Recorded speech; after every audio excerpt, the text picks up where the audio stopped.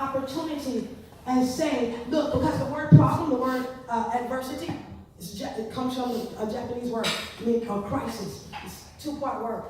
It means adversity and opportunity at this very same time. So if we don't learn to focus, we'll always see the adversity and not see the opportunity. And not see the opportunity. And how do I start recognizing opportunity? Take a breath. Take a breath. Meditation.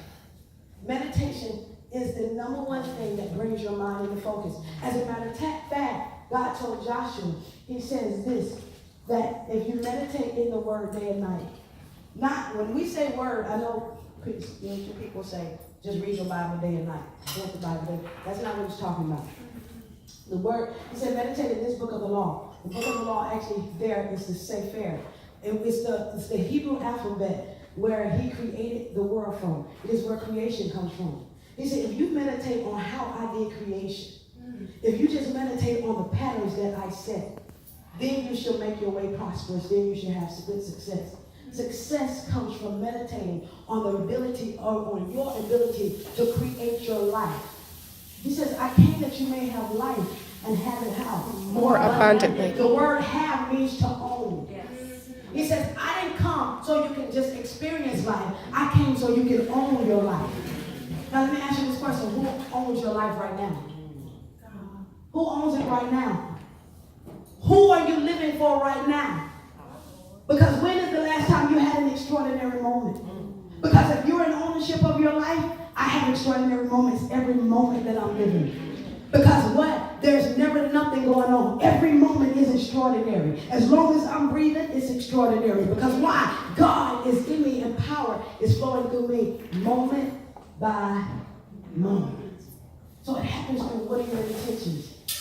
Today I want you to set your intention. One of the things that we do, and I want you to just put your hand on your belly, and we're going to say it, is whenever you're setting intentions, because the day starts when you set the intention. And it's just for that day. I don't want you to worry about tomorrow. Don't want you to worry about next week. So I tell my clients to say, just for today, I will let go of anger. Say that, just for today. And then I say, just for today, I will let go of worry. Just for today. Just for today. I will be thankful for my blessings. Now breathe that in. Breathe that in.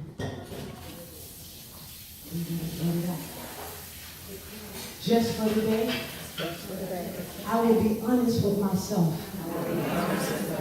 and about my work. Now breathe that in. Take a deep breath. Let's say another one. Just for today. I will be kind to my neighbor. And I will respect every living thing. Just for today. And you know what?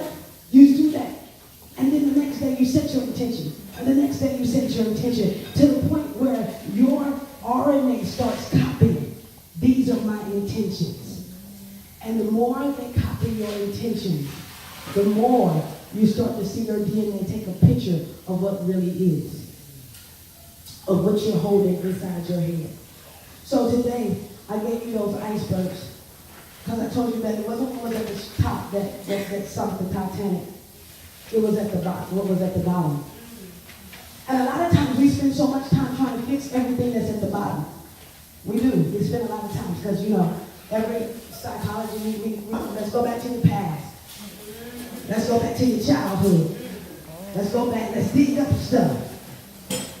Let's dig up stuff. But you notice when God wanted to fix chaos, he started from the top. He started from the top. And then he worked his way down. The first thing he started with is an imagination. And then he had communication. When he created you, he imagined man. And then he began to communicate man. And then after he did that, he began to unify what he talked about. And then he began to implement what he talked about. So at the top of your iceberg, I want you to write What event would you like to see take place in your mind? What is the image of your life that you want to see?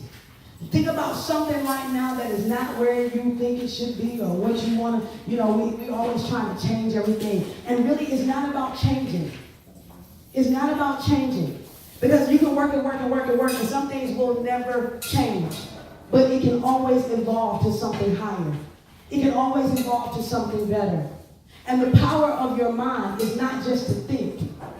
The power of your mind is to correct erroneous thinking. Not only do I have the power to think, I also have the power to correct what I'm thinking about. So when wrong thoughts come into my head, I can capture those thoughts and begin to correct them by setting my intention. So that's what we're going to do today. We're going to set your intention. Don't tell me just, I want to be a millionaire. Don't just tell me I want to be married. Because that's not enough. What is the intention for your marriage? I didn't get married just because I wanted to. I got married because I could. Because I could. What could I do? I could love him in spite of who he was. I could love him past me needing something, him to give me something in return. I could love him freely and not out of obligation. I got married because I could. Because I knew I had something to give. I didn't get married because of what he could give me. Yeah. So, that's what we do. We connect with people because of what they can do for us. And when they cannot no longer do it, then we say stuff like, I got grown them. We say stuff like, oh, we no longer fit. But it's not that at all. It's the fact is that you got married for something that was already temporary because nobody can give you everything you need all the time. Because you got to be able to give it to yourself. Now, my husband takes care of me very well. But I don't need him to. But you want him to. But no, it's not even that I want him to.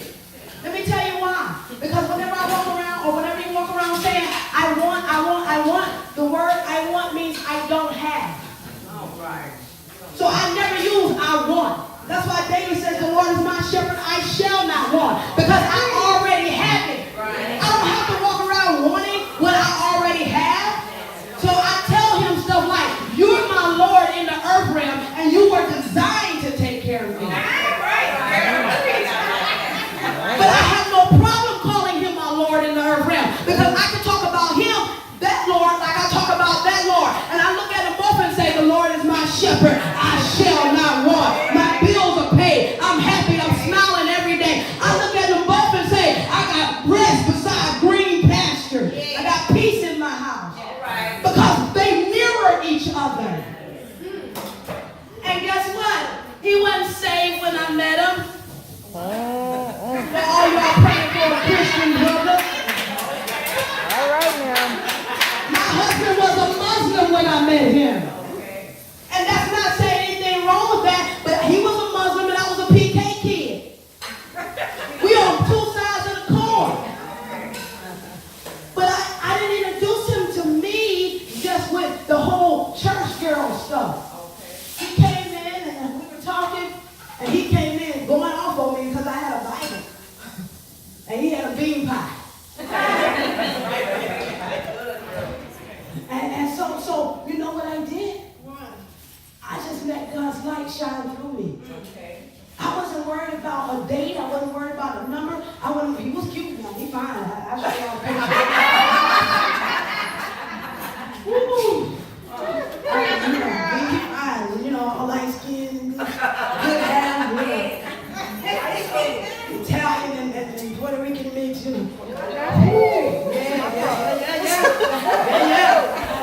you know that. Okay. But I wasn't worried about any of that. Okay. So when he started going on, I just looked at him. I let him say what he had to say. I didn't try to get with him and say, you ain't gonna talk to me like that. He was asking me why I had a Bible in my hand. And I told him, I said, I'm so sorry that nobody's ever introduced you to the love of Christ. And I said, whatever you do is up to you. I'm not here to change what you do. But let me just tell you why I got this Bible in my hand. And I just began to tell him about the love of God. And I told him my testimony about how I was kidnapped. And I told him my testimony about how I was missing from my family, and how I was hung up, and how I was bleeding, and how they tried to shoot me, and they raped me, and they did all kind of stuff to me. I told them about that, and I told them that they threatened to kill me, and they said, and if you don't, they told the young guy that was with me, if you don't kill her, we're gonna kill you. And I looked at the young man that had me, and I told him about the love of God. And I told him about forgiveness. And I told him I forgive you. So even in my darkest hour, I had the power of forgiveness. That's how I know we're superheroes. Because there are things that you'll go through in life that you never think that you can recover from, but guess what? You can.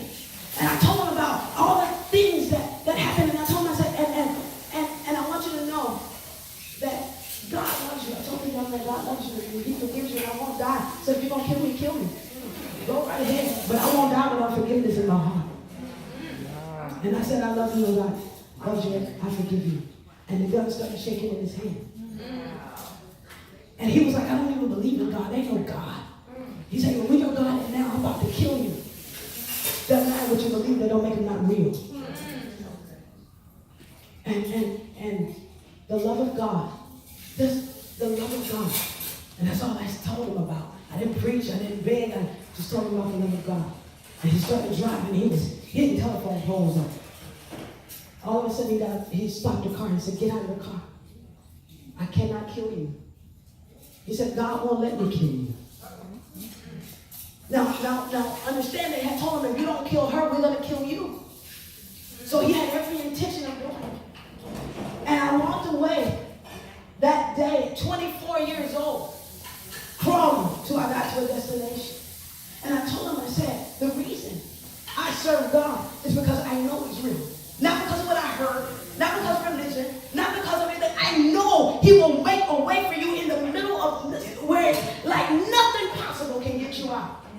I know what his love will do. I know that at the mention of his name, demons tremble. I've seen it happen. I know that at the mention of his name, somebody will change their mind in a second. And I said, and then you know what?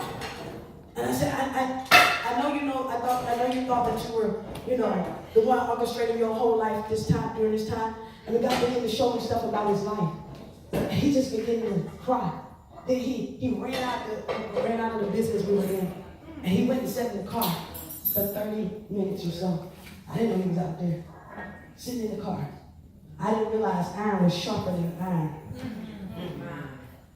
See, I could have just been like, don't say nothing, get out of my face. You can't come here and talk to me like this is my business. Well, like that, no. I didn't do that. He went out in the woods that day, in the woods, and said, Allah has never spoken to me. He said, for the first time, a real God has spoken to me. He said, God, I want you to come into my heart, and I want you to make her my wife. He prayed for me without me even knowing it. Asked God for me to be his wife that very day, our first meeting, very first meeting. I didn't go out with him right away. He was fine. And he was asking me for dates, and I was like, no. But God told me, when he told me that was my husband, he also, at the same time, he only gave me the ability to see his potential, not his past. See, this is how you know when something is yours. You got access to what's inside of it. Not just all the stuff you can talk about. You got access to what's really real in it. And now, 17 years later, I'm still happy. I'm still smiling. People see us together, they be like, "Oh, y'all newlyweds?" We be like, "No, we just act like this." For real. I have an amazing marriage. I know people they don't feel married, but I have an amazing marriage. Every day is good. I have an amazing marriage.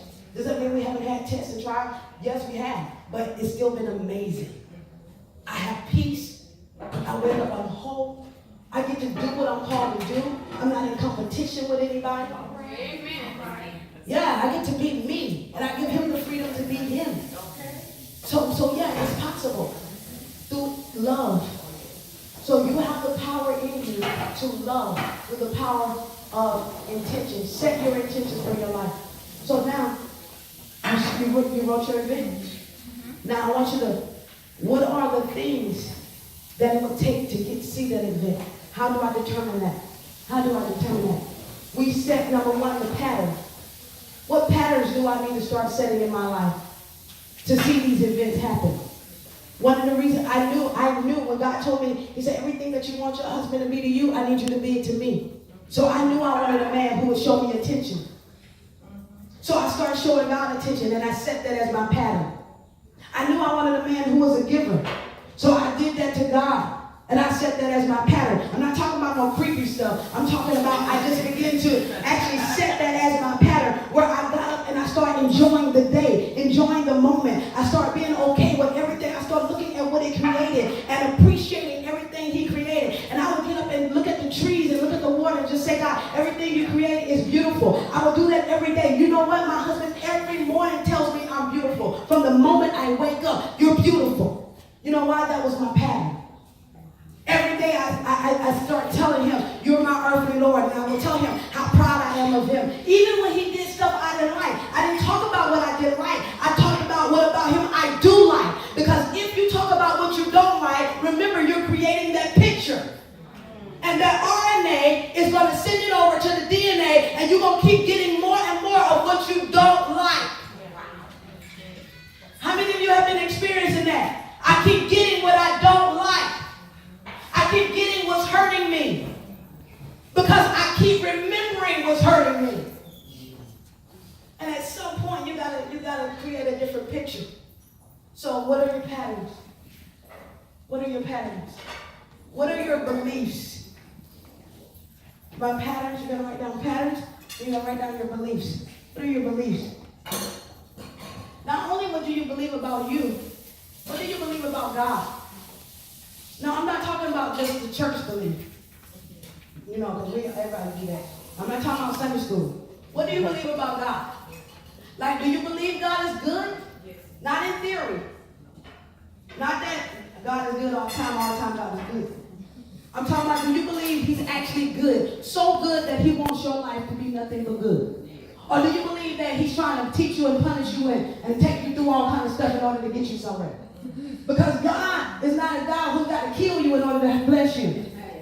What do you actually believe about him?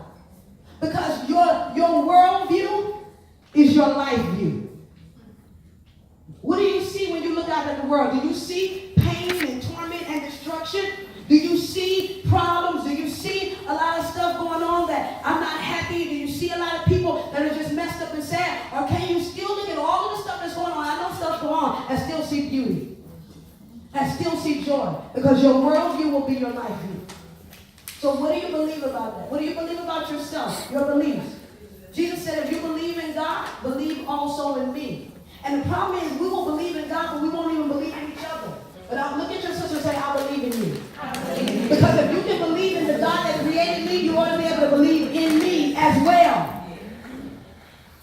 So what is your belief system? And then you're going to write in there, after your patterns, your thoughts, your beliefs, you're going to write your structure. What is your structure? When I say structure, what is the thing governing your movement? Your movement. What is the thing governing your event? The event that you want to happen. What are you determining it by? Is it about money? Because if it's about money, you're going to have a hard time seeing the event. What is the governmental factor of it? We're working from the top down. What is the government? What are your habits? That goes back to your patterns. But your habits create your patterns. Like when I say habits, I really want to get this out, because what did you learn to deal with conflict at? Is your habit of dealing with conflict the same that you saw? And so you deal with stuff the same way that you saw, thinking that, even though isn't it funny, we know it didn't work for them. I ain't gonna call no names, because I can't say mom and them or auntie them, because a lot of us, well, this is what my mama said. But if it didn't work for them, why would you keep doing the same thing? Am I talking to anybody? Yeah. Why would we keep doing it? Because what? We don't want to let go of it because we think that we're gonna somehow disrespect them. But the reality is, where does my rituals come from? The belief system that I have. And I've been taught the behavior in which you deal with problems is a learned behavior. It's a learned behavior. And so you got to go back and ask yourself, where did I learn this behavior at? Where did I learn this behavior at? Where did I learn to fly off at the mouth at? Where did I learn to roll my neck at? Where did I learn to say, oh, no, and slam my finger at? Where did I learn that at? Where did I learn to hide money at? Where did I learn that from? Where did I learn not trusting at? Where did I learn to emotionally eat at? Where did I learn to lie when I'm scared at? Where did I learn that from? Where did I learn to seek attention from somewhere else where I felt like I was alone and I'm vulnerable? Where did I learn that at? Because if we're not willing to admit and the honesty in that, we will continue the same ritual. We will continue the same ritual. And when you do that, when you feel in those things, so this is your homework for me. When you feel in those things, you're creating your event that you want to happen. Remember, the event is only 10%. The 90% is what's going on at the bottom. Is what's going on at the bottom. I have a friend, and I want everybody to stand up. Put all your things right. I have a friend, and don't laugh at me. Don't laugh, please. But you can laugh, but just don't judge me laugh. My friend is a turtle. And one of the cool things about Orlando, about Florida tropical, is I get to live in a resort style area where there's a lot of wildlife, where there's a lot of I get to see. And one day I was on my back porch, just sitting there meditating, and a turtle came to visit me. And I hadn't never really paid attention to turtles before, but this turtle was a big, huge turtle, and it just came up out of the water and started walking up to me and came up to visit me. And I was like, oh my God, it's a nice turtle. And I called my son out there who loves nature, and I said, look, it's a turtle. And he was like, Mom, that's a female turtle. And I was like, well, I don't know what kind of turtle it is, but it's a turtle. He was like, no, Mom, this is important. It's a female turtle. I said, okay. And so I was watching the turtle, and I'm thinking, oh, this is something big going on. And I was recording, but then the turtle was moving really, really slow. And I was like, God, why do you make this turtle so slow? And he said, sit down and look again. He said, what you think is slow is intentional. He said, what if she's not moving slowly? What if she's moving intentionally? And he said, pay attention. So I said, oh, well, okay. And I sat down, and I began to watch the turtle. And she began to move over the grass. And she would move over the grass, and she would fill it with her paw, and then she would move to another spot. And she kept on doing this cycle over and over and over again. Intentionally. Say, everybody say intentionally. Intentionally. And so I was like, well, what is she doing? And then she moved from the soft spot in the grass, and she moved until this rocky part where the stones and the rocks were. And when she got onto the rocks, I was thinking, well, this is going to be too hard for her. She's not going to be able to get up there and do anything. And she got to the rocks, and she did that. She started moving, and then she stopped, and she just looked at me. I mean, literally, I'm not playing. This is how my friends. She looked at me like 10, 20 minutes, I know. And I started talking to her. Because I'm enjoying the moment. So I started talking to her. I said, what do you need from me? I'm here to help you, whatever you need. And I do that because it reminds me that I'm connected with everything God made. And so when I said that, she just started digging. She started digging in that spot. So I Googled and said, what does it mean when a turtle starts digging in your yard? And it says, if a turtle is digging in your yard, get ready because you're about to experience a miracle. That's what Google said. Wow. So let me tell you how important